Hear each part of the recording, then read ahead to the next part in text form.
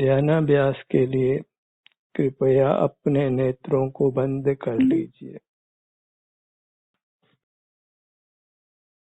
अपना मुख अपनी ओर कीजिए।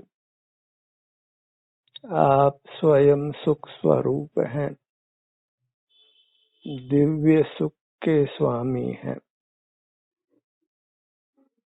आपका सुख असीम है, अनंत है, पर क्षेत्र से असीम नहीं है। क्षेत्र की अपेक्षा अनंत नहीं है।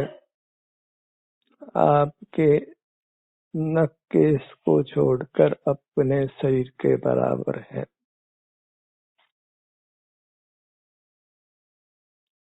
इतने क्षेत्र को ही आपने संभाल कर रखना है, वही सुख की संभाल करना है।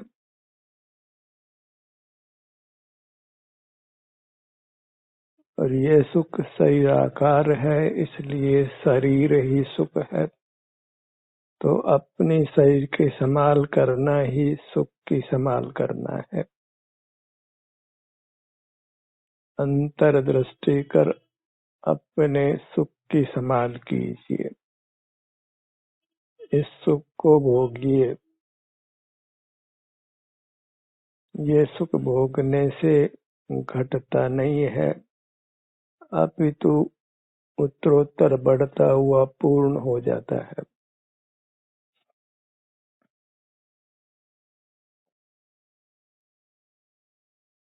जगत के साथ संबंध कल्पना नहीं करना है। बहिर्मुख होकर ही हम संबंध कल्पना करते हैं, तो बहिर्मुख नहीं होना है। गुप्त रहकर अपनी इस सुख निधि को भोगना है।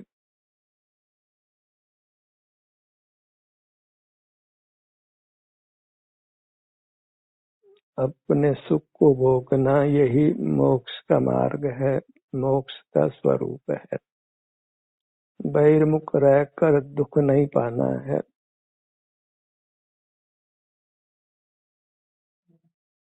वही संसार का स्वरूप है।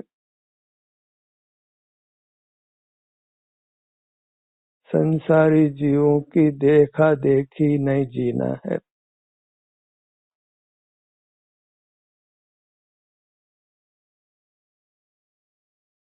एक अलग ही रास्ता चुनना है, क्योंकि मोक्ष का मार्ग संसार मार्ग से अलग है।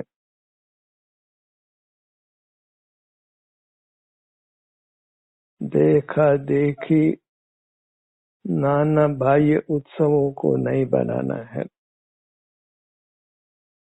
आज जन्मदिन और परिणय दिन बनाना देखा देखी बहुत हो गया है।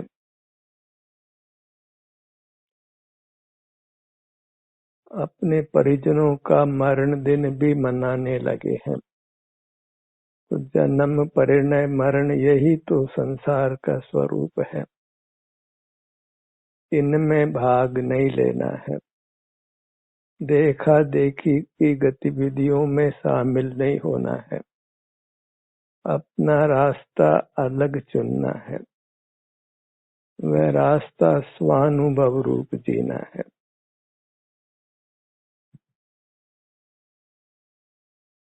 अंतर्गुप्त रहना है, आनंद भोजी होकर रहना है।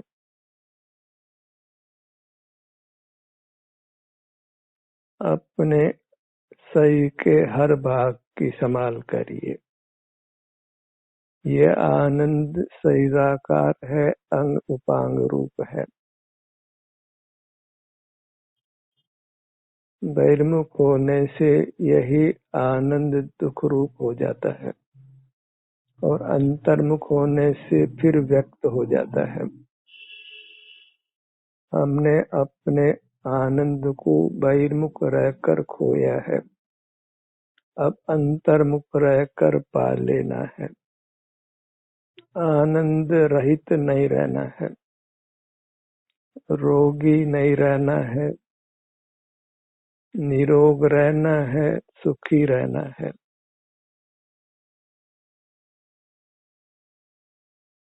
कुछ बाह्य पदार्थों का ग्रहण अर्थात परिग्रह नहीं करना है। मूल में तो मूर्त पदार्थों को देखना जानना ही परिग्रह है। इंद्रिय ज्ञान ही परिग्रह है और वही बंध का हेतु है। इंद्रिय ज्ञान से ही हम मूर्त पदार्थों का ग्रहण करते हैं और इंद्रिय ज्ञान के त्याग को ही वास्तविक त्याग संज्ञा है। केवल वेश बदलने से कोई त्यागी नहीं होता है। शास्त्र ज्ञान अर्जित करने से कोई पंडित नहीं होता है।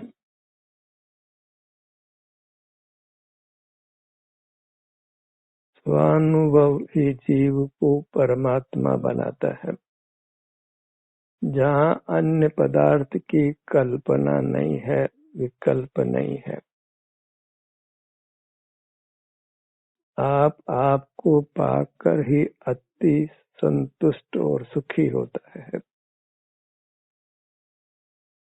आप परमात्मा स्वरूप है, बस उस स्वरूप को पा लेना है और अपने आत्म प्रदोषों से रचित शरीर को ही स्वरूप संज्ञा है, जिसमें हमने लीन रहना है और परमात्मा रूप रहना है। और ये रूप आनंदमय है, आनंद प्रदाता है, अत्यंत निर्विकल्प है, निराकुल है।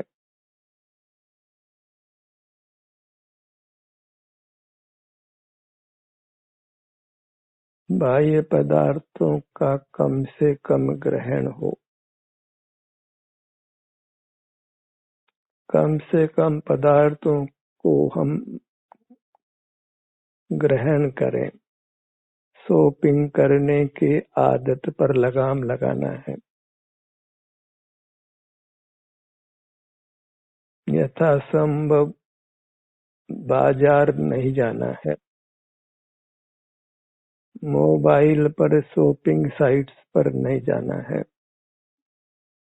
अपनी मूर्त ही एक साइट है जहाँ आनंद रूपी माल मिलता है, उसी को ग्रहण करना है।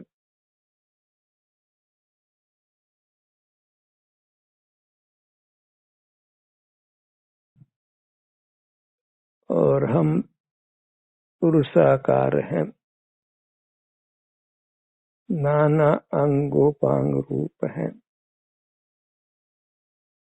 आकार कुछ भी हो, उस सब को पुरुष संज्ञा है। पुरुष अर्थात आत्मा या जीव अपना शरीर ही पुरुष है। आत्म प्रदेशों से रचित अपना शरीर ही पुरुष है, भले वह पशु पक्षी के आकार भी क्यों न हो, उस सब को पुरुष संज्ञा है और उससे युक्त होने से जीव आनंद का अनुभव करता है।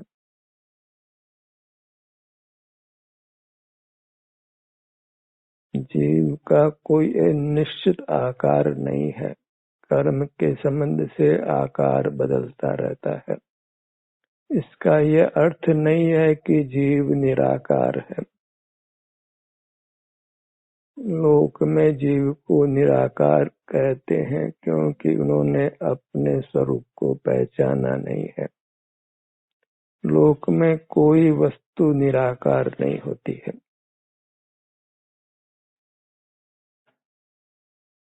आकार ही वस्तु का द्रव्य कहलाता है, जो नित्य होता है, ध्रुव होता है, शाश्वत होता है,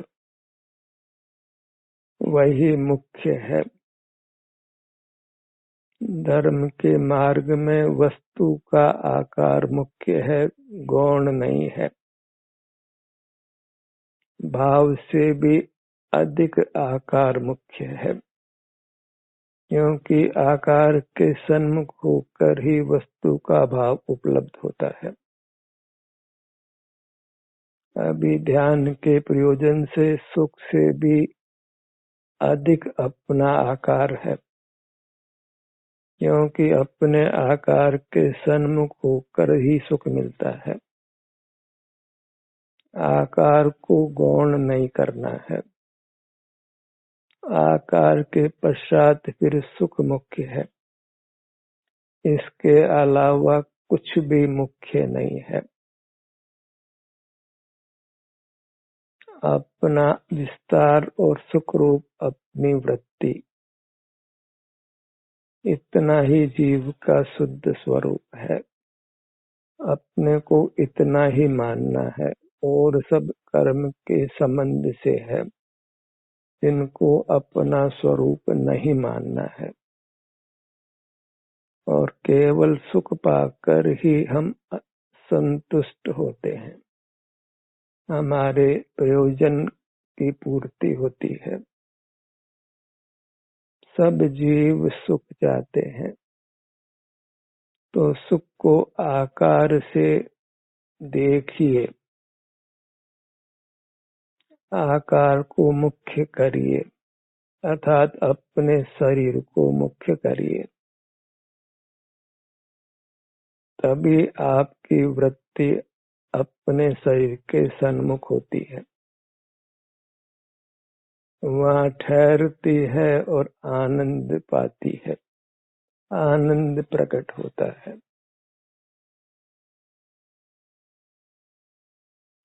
स्वर्णकार भी स्वर्ण पाषाण को या अशुद्ध स्वर्ण के आकार पर ही ताप लगाता है और शुद्ध स्वर्ण को पाता है।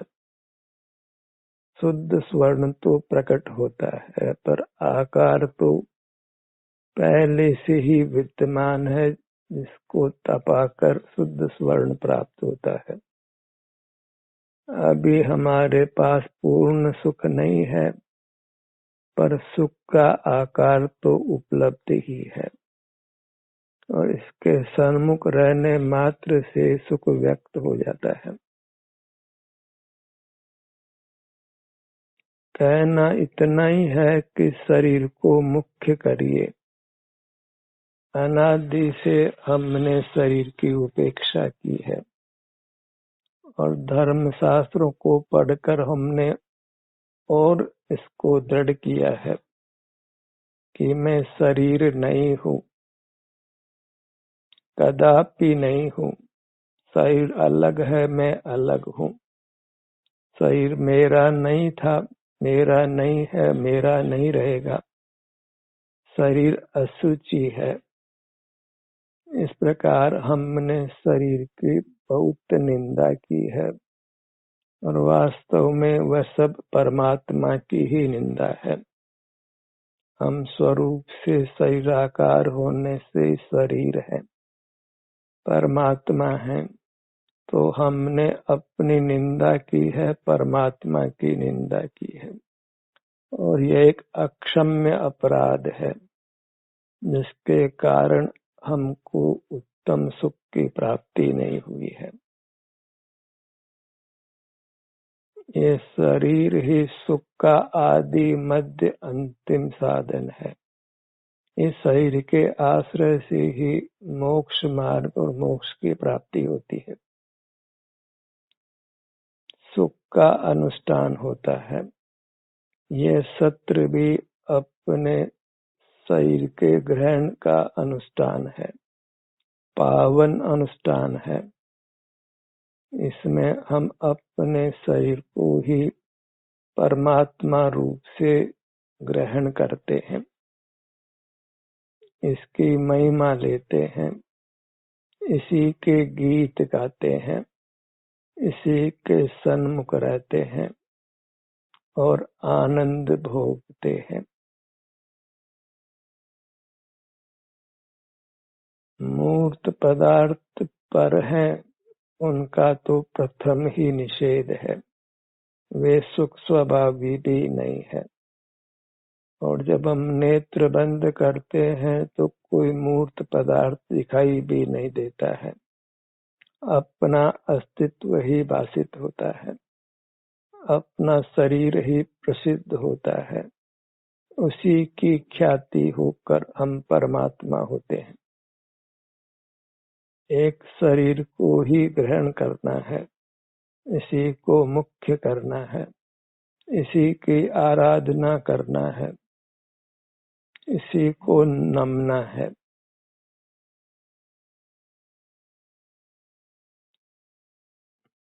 इसी में लीन रहना है, क्योंकि यही हमारा त्रैकालिक स्वरूप है।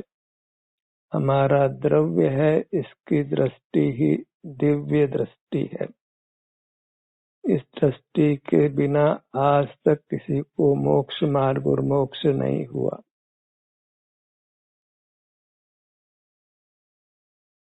इसी के हमको निरंतर गीत गाना है।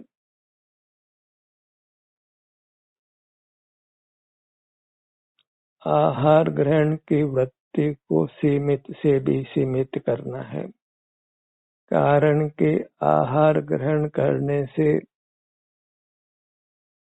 उपयोग अस्थिर हो जाता है, वृत्ति चंचल होती है, इंद्रियां बलवान होने लगती है, अंतर्मुख होना कठिन हो जाता है। आहार बार बार नहीं करना है, जैसा कि आज के मोही डॉक्टर कहते हैं, और भरपेट तो बिल्कुल नहीं करना है। यदि अपने शरीर की आराधना करना है तो इस शरीर में आहार अधिक नहीं देना है, इससे ये शरीर खराब होता है और आराधना नहीं हो सकती है, विराधना होती है। नेत्रों को खुला रखने से भी उपयोग अति चंचल हो जाता है। अल्पाहार कीजिए और अपनी मूर्त का सुख लीजिए।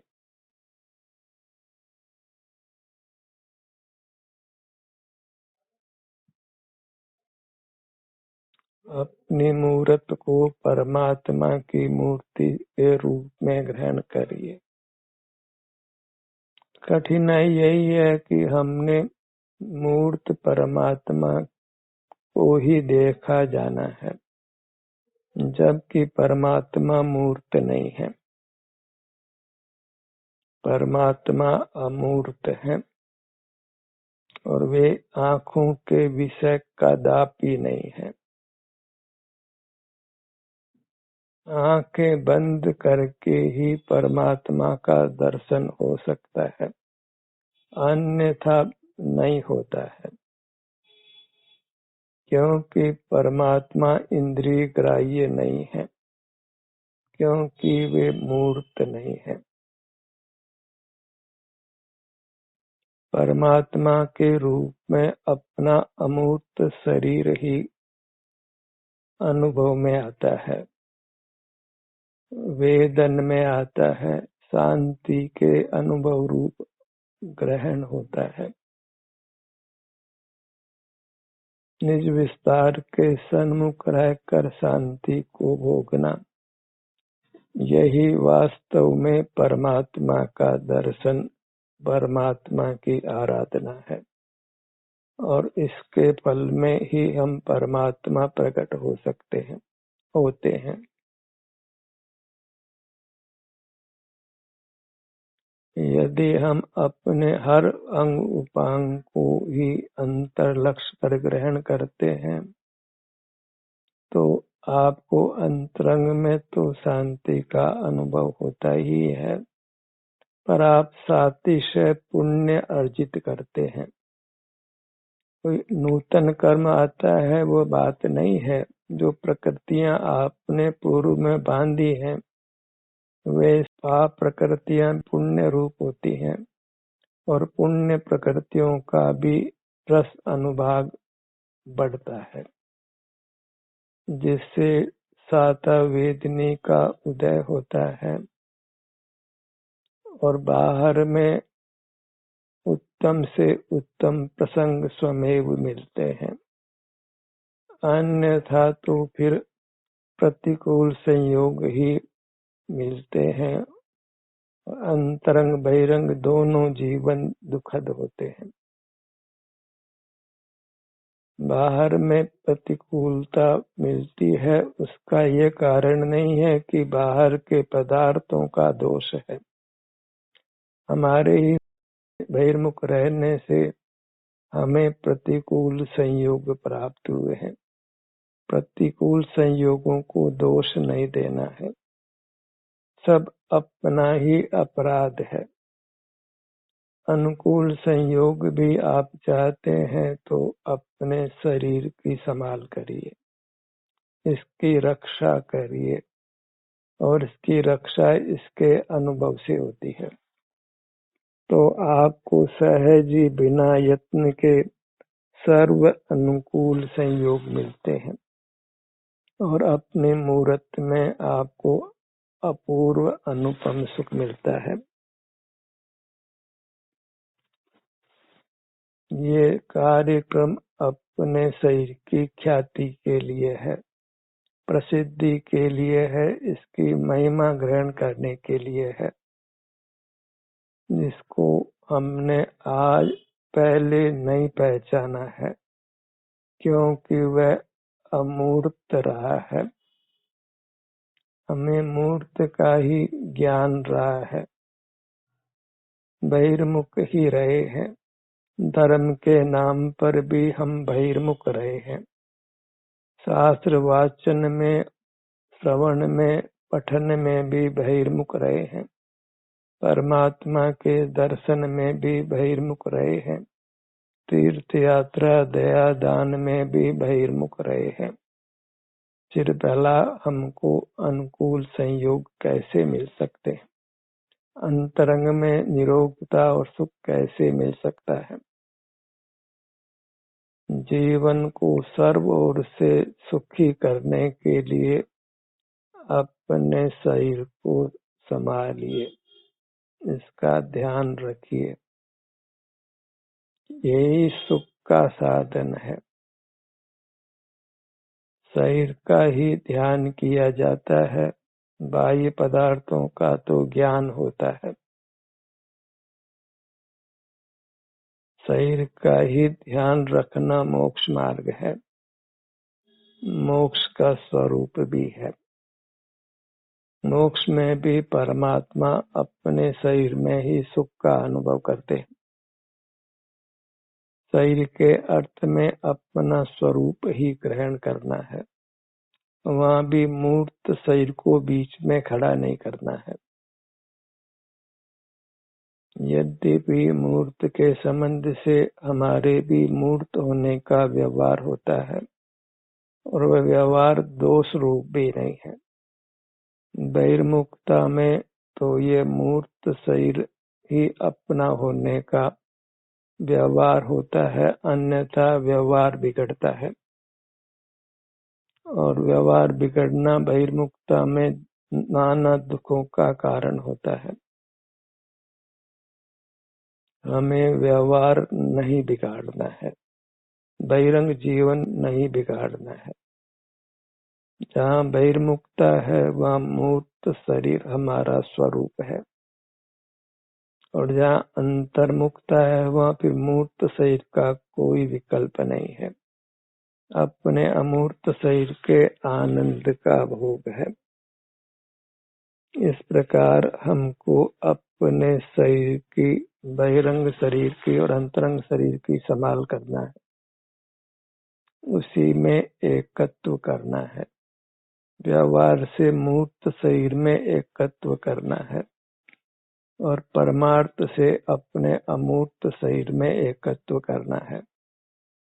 व्यवहार पराश्रित है, वह मूर्त शरीर में अपनापन हमारे मूर्त शरीर की रक्षा करता है, और परमार्थ से अपने अमूर्त शरीर में अपनापन करने से हम अंतर्मुख रहकर उत्तम सुख पाते हैं। अंतरंग में विचरण स्वयं होता है जब हम अपने अमूर्त शरीर में एकत्व ममत्व करते हैं, उसको परमात्म रूप सुख रूप मानते हैं, सुख का साधन मानते हैं। जैसे जीव जो प्रतिमा का दर्शन करते हैं तो उनको प्रतिमा का दर्शन किए बिना चैन नहीं पड़ता है, ऐसे ही मोक्ष मार्गी को अपने अमूर्त शरीर के सन्मुख हुए बिना बिल्कुल चैन नहीं मिलता है। बहिर्मुखता होती है तो उसका बहुत खेद वर्तता है। उसका प्रायश्चित करने के लिए फिर वे पुनः पुनः अपने सन्मुख होते हैं, बहुलता से अपने सन्मुख ही रहते हैं। भावना तो निरंतर अपने सन्मुख रहने की ही होती है, अपने शरीर में ही निमग्न हो जाने की भावना है, इसी में अनंत काल के लिए ठहर जाने की भावना है। अपनी आनंद मूर्ति के आनंद को ही सतत भोगते हुए रहना है। बहिर्मुख रहकर रागादि का दुख नहीं भोगना है। दुख उत्पन्न करने वाले असाता वेदनी कर्म को नहीं बांधना है। रागादि तो प्रकट ही तत्काल ही आकुलता देते हैं। अपने मनुष्याकार की ही निरंतर अंतर्दृष्टि कर आराधना कीजिए, वह अनुभव के योग्य है, उसका अनुभव होता है, क्योंकि वह सुख स्वरूप है, तो उसके अनुभव का नाम ही सुख का अनुभव है, शांति का अनुभव है, परमात्म पद को पाना है।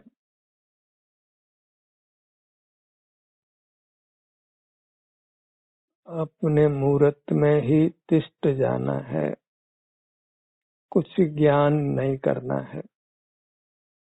ज्ञान करते हुए अनंत काल बीता है और मोक्ष मार्ग प्रकट नहीं हुआ है।